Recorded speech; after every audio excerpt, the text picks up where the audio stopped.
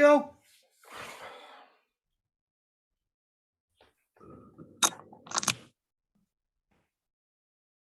Yo, can you hear me? Yep, and indeed. Sorry, now my audio is not working correctly. Oh, There we go. Can you hear me? There we go. That's better. here, 100%. Just a quick one then, kind of order. I'm just going to send you this over WhatsApp quickly. Sorry, am I late? Because you asked me whether I'm jumping in. Oh, yeah, I was, because we were chatting there, I was like, oh, we're going to stay chatting on here. Okay, cool. That's basically the order. I would ideally like to have you ask how does the loan agreement protect them at least? I want to get you involved, ideally, with asking questions as well. So feel free to jump in and ask questions. But certainly that one, like, how does a loan agreement protect them? The big problem though, let me just put my camera on. I actually need to change my background. I wonder if I need to log in quickly again. I think I'm gonna have to quickly leave. Let me just see. Can I go to settings from there and change it? Oh yeah, change virtual background. Let me just set it to a normal blur. There we go. Okay, cool. Listen, the only problem is, remember, Bruno might not go the loan agreement route, meaning that it might be structured in a company. He might be giving that advice. So we actually need to ask him now. But I'm happy to ask that question. So let's just change it. So I'm going to guide us down the loan agreement. It's one way, and the other way is through the company. So one sec, guys. Hey, Bruno, how are you? speaking of the devil, and he appears. Well, somebody had to let me in, so it can't be a total surprise. Oh, right. I didn't let you. I think it was Jacques. We can't see you, though. Right. Give me a sec. Sorry, I just had to fix something here that was making a noise. Disturbance. There we go. There he is, the man himself, looking amazing in that tie. I knew I should have got myself another red tie and a nice little waistcoat. How are you doing? Yeah, I'm doing fantastic. How are you? How's Joburg? No, good. It's Joburg. I mean, it's if you like it here, it's great. If you don't like it here, it's shit. Yeah, it is hot as hell down here. We had like 42 degrees come up this weekend. Sure. Yeah, if you don't like it there, you wish you were in Cape Town, right? Exactly, and hence the immigrations that everyone keeps speaking about. Everyone keeps speaking about, but are they actually happening? No, they are. They're actually happening. The funny thing is that somehow you Camptonians have united to create this kind of barrier. So a lot of the people that have spoken about immigration also speak about the fact that they don't really get, what's the word, invited or welcomed into the communities. Yeah. So it's very like, you from Joburg, you go do your own thing. We want nothing to do with you. And we've sneakily pushed up the property prices too to make it worth our while. Yeah. No, saw that too. So yeah, if I go there, I need to do it under some kind of like friendship passport.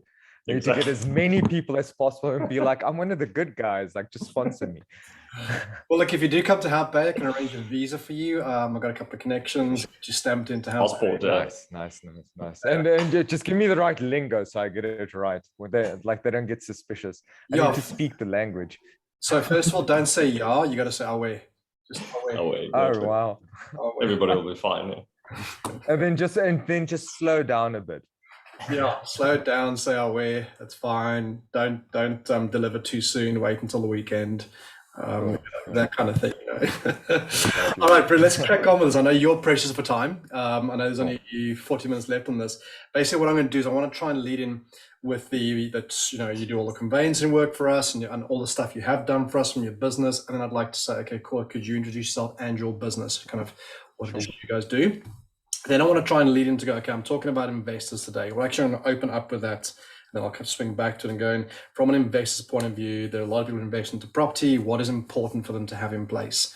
And we and Jacques would say there's one of two ways they can do that, either by owning the company and then selling their shares. So happy to talk about that one. But specifically, I want to talk about that loan agreement and make sure there's investors out there getting that loan agreement in place and making sure that it has, some of the essential items in there. I've seen some loan agreements that are a little bit horrendous recently. And it's not protecting people specifically. No. Yeah, and it's like, well, you're actually putting yourself at risk here. Absolutely. And then kind of dive in to say, what else did I have kind of flagged over here? So how can an investor say to lend cash as to the loan agreement? How does it actually protect them, and what recourse do they kind of have? And then how many of these have you actually done? I don't know how many you've done, but I'm assuming you've done quite a few. Wow, it's countless. And I want to lead into that to go, this is the experience that you kind of work with. You've done it throughout the years. This is nothing new. This is straight up legal stuff. No worries. Then the last question I was going to ask you is, so if we had this loan agreement in place, would you invest with us if you had your loan agreement? And of course, your answer is going to be yes, I hope. Yeah, sure. Knowing that you'd be protected. Okay, cool. In which case, I'm just going to put you guys, well, actually, if you could just mute yourself for 2 seconds, because I've got the screen to rotate. It's already recording, so I can kind of cut and paste, put me back as the main. How do I come back to the main dude now? Why is it not making me? Okay, let me just make this view. Pin yourself. Oh, pin myself. That's it. Yes, and then I'll unpin myself. Pin. Okay, great. Where am I going to start? Nice thing is we can cut and paste this earlier. Hello. No, I'm not going to start with that. I want to go, ladies and gentlemen. I need to go back to that one over there. Good afternoon. My name is Michael Bowen. If you haven't met me already, one of the topics I want to talk about today is how do we protect investors? How do investors protect their own money, specifically when they're investing into property? And to help us with that, I've actually brought along Bruno Samau from Bruno Samau Attorneys.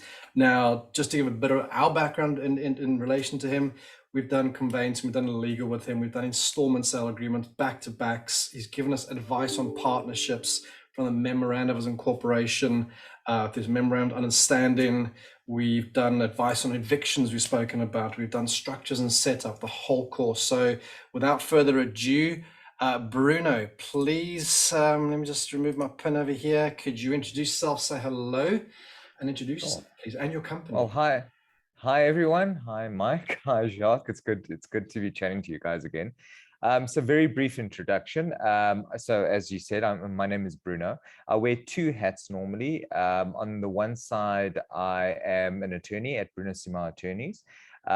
This specializes in the commercial space, especially when it comes to property. So we focus a lot on assisting property investors, property owners, anything from your evictions, conveyancing, putting contracts together, making deals work, deal making, that sort of thing. And that's typically where I pride myself on, is the deal making side of things. It's the negotiating, putting it together, and then just making sure that everyone walks out the door making money effectively. Then my other hat is through Intergen. These two companies do complement each other. Intergen focuses also on planning, so I'm very much involved in the strategic space, but Intergen particularly likes the tax planning side of things, the structuring side of things. So here we start having conversations on what should a person's investment vehicles look like, their investment structure in total, what should be in there, how money should move around from one to the other, what sort of protections you need to look out for, all the way from level one, your personal capacity, all the way down to every single SPV that you use. And again, it ties back into Bruno Samau Attorneys, where we start speaking about partnerships and joint ventures and the like. Nice. And I mean, I know you personally as well. This is nothing new for you. This has been going on for years. You've got quite a complement of people working with you. I've dealt with Leonora, Alexa, Shilly Boy. I don't even know how else, but I'm pretty sure the breadth of your experience or collective experience is quite vast by now, and quite a number of years as well. Sure. Yeah.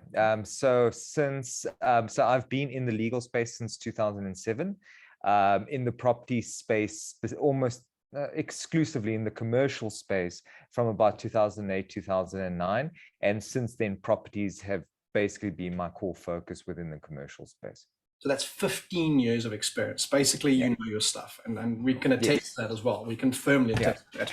So one of the things I really want to get into, and I want to do more of these kind of things, because installment sale agreement by themselves need their own kind of 15, 20 minutes dedicated to that. And so do the back-to-backs. But today's one is around investors. How do they protect themselves?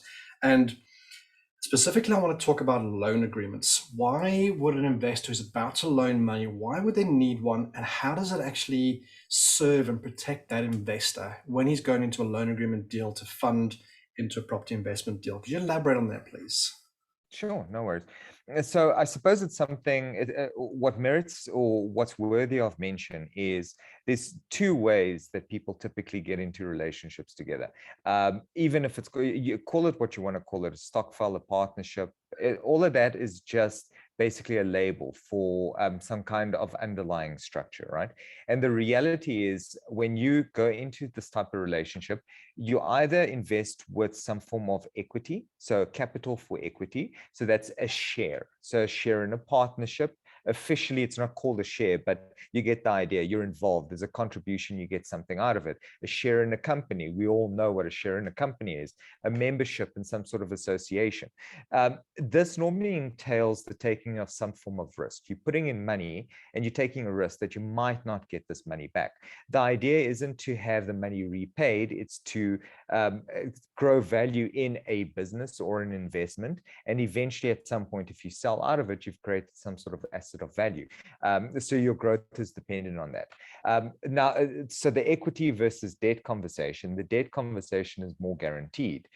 In the debt conversation, you want your money back. You want some form of guarantee that you're going to get the money back plus whatever you want your profits to be. And that's normally in the form of interest.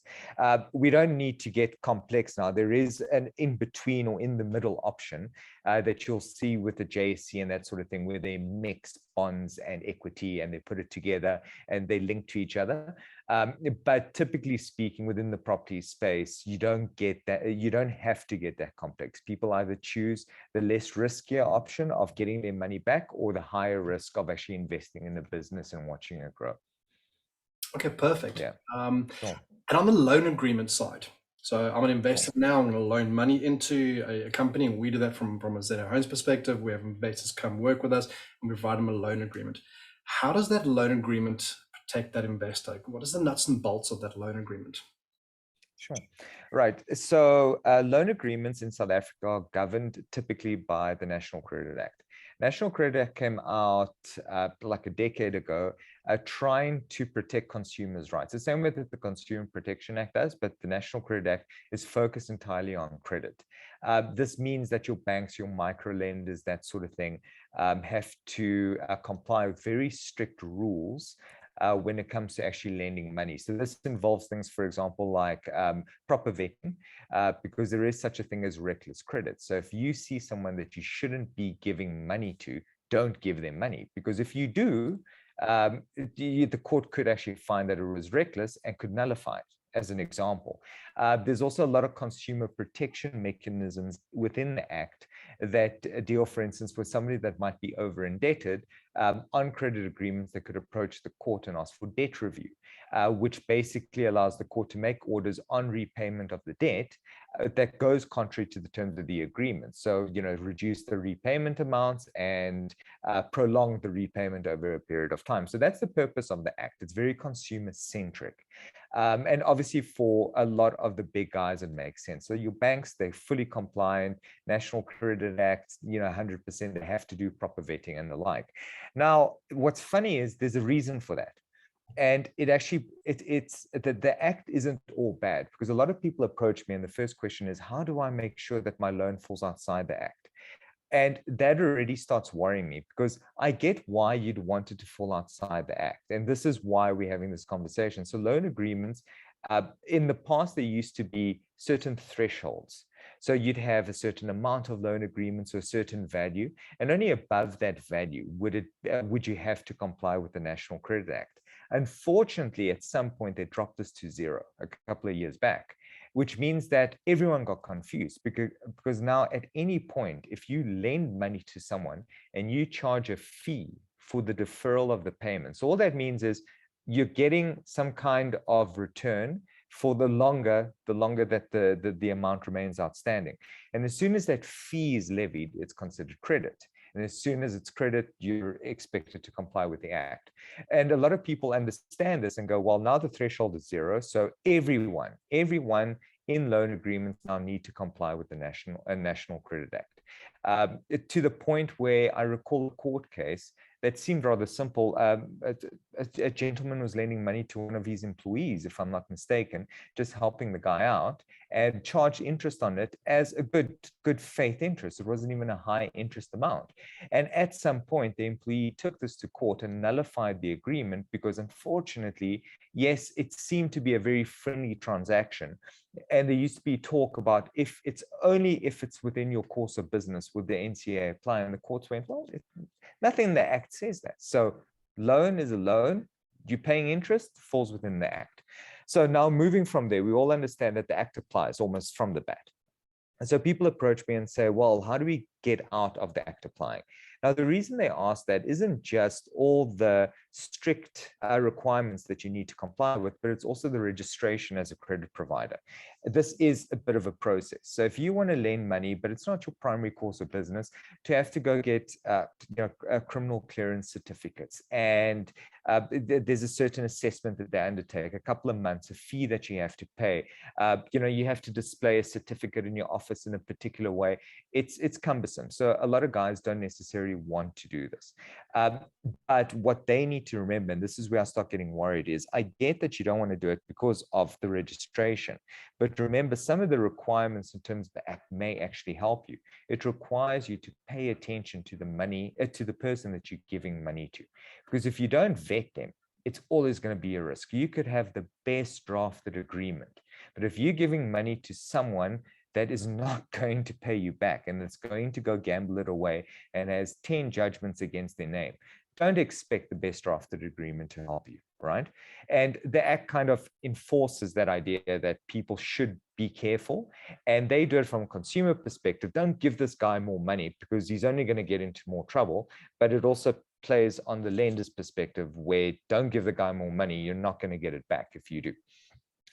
So that kind of now starts dealing with the question, what do now lenders do, especially in the property space, because of this? Now they want to lend money, they're not national credit providers.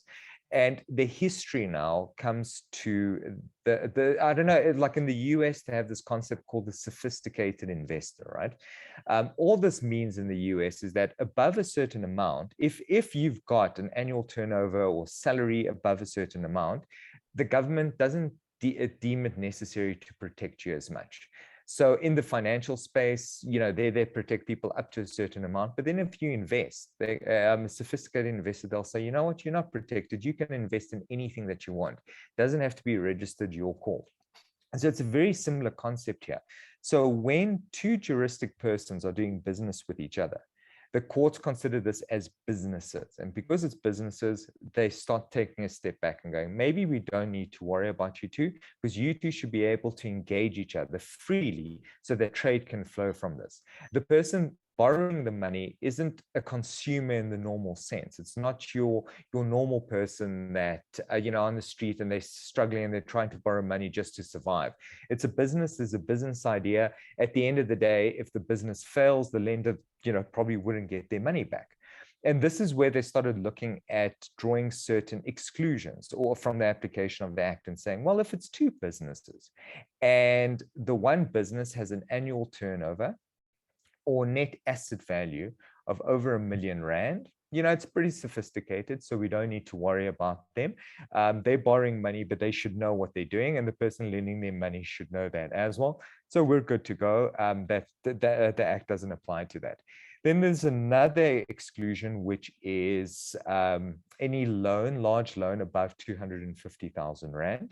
Also to a juristic person, which also gets excluded from the ambit of the act. So those are two individual exclusions. As long as it's one person to a juristic person lending money to some sort of company, those exclusions kick in. And if those exclusions kick in, the National Credit Act doesn't apply, right? And that's the logic behind why it wouldn't apply the sophisticated investor approach. Unfortunately, and this is where I worry with people as well. If they come to me and say, how can I avoid the act from applying? I want to lend money to person A, but the person A, which is the individual. The problem I foresee there is, don't go to person A and say, I won't lend money to you unless you have a company. I know that ultimately it's just going to be you I'm lending money to. Don't fabricate this. At the end of the day, the true nature of it is it's business to business. You're going to lend money to a business. Don't fabricate the circumstances in order to fit the exclusion out of the act, because the courts might see that. And you obviously, and then obviously you won't be protected. So you as a lender want to make sure that the person borrowing from you fits those requirements, and then you're good. Lend the money, do your assessment, but lend the money. Nothing prevents you from getting surety signed, things like that. So you can still get somebody to sign as a surety. But again, the caution is just don't try fabricate. Otherwise you might land up in more trouble. Indeed. Fantastic, Bruno. Question. So what recourse will investors have if things go pear-shaped? So investors, as in the person lending the money, the lender. Correct. Right. Yes. So there's so I suppose different scenarios. If the Credit Act is found to apply and you lend money to someone and it turns out that you should have complied, you didn't comply, then recourse is a bit of a problem, because you shouldn't have lent that money. And there was case law at a stage that said, well, the whole agreement's void, no one needs to pay anyone back.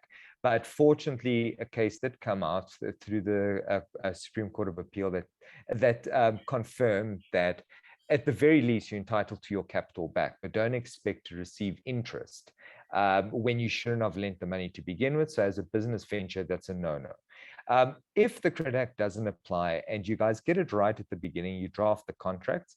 Now, from a recourse perspective, it becomes a question of collection. And I mean, I suppose the intuition there is if the business is making money, you'd be able to collect and issue a summons, for example, get a judgment against them and collect.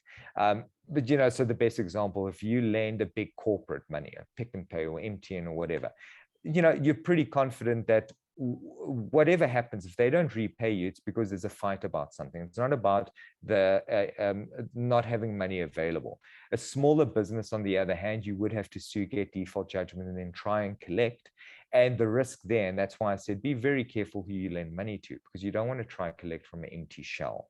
And that's the biggest risk. And that's why you then try associate your loan agreement with some form of security in order to give you extra rights if it ever does come down to non-payment. So as a personal investor, as I say, I want to lend my money to somebody, would you recommend trying to get shares into that company that you're going to be investing into and having the shares pay out at the end? Or would you recommend going down the loan agreement route if it's outside of if I'm lending more than 250,000?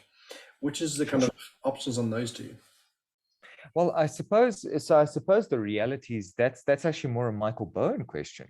So if you get involved in a deal and you see this thing skyrocketing and a huge amount of return being made, would you want to be invested and have equity in that deal and grow with it, take a risk, but grow with it? Or would you just want your money back with interest?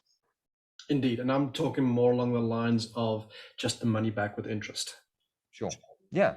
So the money back with interest carries that form of guarantee. So let's say you're lending money and a person uses it, but they've got some sort of asset within this company. So money back with interest, it's a great idea. You get your money back, you get interest with your money, you can sue for it. Something goes wrong, you can try to sell the property, provided that it's not overly bonded, because that's also another risk. So provided there's an actual asset that carries some form of liquidity, and that's not encumbered by anything else, it's the best security that you can get. But again, on the flip side of it, remember, if you invest into a company and you get equity from this, you can very easily try and control the company if you need to control the company. So it really depends on whether you've got the time, the energy, and the experience to be able to maneuver yourself around this type of deal. And if you don't, and you just want to lend money, close your eyes and hope in a year's time or 2 years' time you receive it back, then obviously the safest bet is to just do a loan. Vet, obviously, prior. Yeah, and the vetting comes in with a pretty standard kind of stuff. You know, it's got to do with experience, it's got to do with education. You want to look at the combination of that, because at the end of the day, my way of looking at it with certain investors is, okay, if I'm investing into somebody and they're not going to pay my money back, I know that in this day and age that I can go the public route. And that's not the nicest of route to do, but it's a lot more damage to somebody's future of that business if they're not paying their investors back than compared to trying to go the legal route. It's like I say, it's not the nicest of routes, but it is what it is in a lot of ways. Okay, so there's two kind of routes people can go. There's the equity route, certainly in terms of the shareholding, and then there's the simpler route, which is going by the loan agreement route. Like I asked earlier, how many of these loan agreements ones have you actually done over the years? Is it common standard, or is it not really done? No, it's thousands. It's thousands. Remember, as an investor that's trying to receive money from a lender, you very often don't want to give away part of your equity. You want to own 100%. So if you can get a loan at a good rate and simply pay a return and it makes financial sense and then it's gone, the person's out of your life. And especially with properties, a single property, you might not want too many people involved. So hundreds, thousands of loan agreements. It just makes things easy. Yeah, and so it is a fairly common, or more than just a common thing. It's something we get asked a lot from people who always start off and they come to us and they kind of say to us, like, are these loan agreements standard? And my answer always is, yeah, it's pretty standard. 1,000, and you're confirming that as well. Jacques, questions from your side? So I want to just understand if I need clarity on one thing, Bruno, that I thought we can just touch on for everybody on the call. So with regards to the exclusions for business-to-business loans, I heard you say that if a loan is above 250K to a juristic person, it would not apply. Can I just understand, is that also juristic to juristic, or would that be a natural person to a juristic over 250K? So the primary focus is on the consumer and not the lender. So it doesn't really matter who the lender is. It has, as long as the consumer is a juristic person, that's what you're looking at. Fantastic. Okay. Yeah. And actually, I was not aware of that exclusion. So that gives us some more wiggle room for how to set up certain agreements and how to actually protect some of our juristic and natural persons that are putting in larger amounts of money. Absolutely. I think from my side, that's it for today. I know, Michael, that you have one or two questions left, so I'll leave it to you. Yeah, it's more of a kind of a clarity kind of question around it, because some of the people we work with actually want to have equity in the business, and that's great. And we do work with that equity and loan component of it. And then there's others who literally want to be like, I want to make money, but I don't want to be involved. I want nothing to do. And got a couple of investors like that. So on this side of people who want to get involved in the equity side, that's pretty simple. We can bring them in as shareholders, and that's great. And then again, on this side, we're looking at it, they're going to be more involved in saying, okay, you want to have a loan agreement. One of the things that, of course, as they're going, and that's what we were swinging back to, is what we spoke about earlier, is outside of the National Credit Act and why they'd want to be out of that. And it's just for clarity kind of sake, more of a question. The statement is, the reason why that is quite a big onus on complying to that National Credit Act. And what is the amount that it costs a person to go and get registered as a national credit provider? And you say it's quite cumbersome, but you know the cost and the timeline on average that if someone wanted to go that route to do it? Sure. So I need to check again now recently, because obviously over time things keep changing. So some departments have actually slowed down tremendously, especially after COVID. Some departments have automated some of the processes. So during the course of last year, at the beginning of last year, I did a registration for someone. So the problem is, actually compiling the documents is the first thing that takes a bit of time. This is now person to person. So if you dedicated a full day to compiling those documents, absolutely fine. But if obviously you're doing it gradually over time, applying to the Criminal Records Center for clearance certificate, that takes a couple of weeks. So a lot of the process is in time.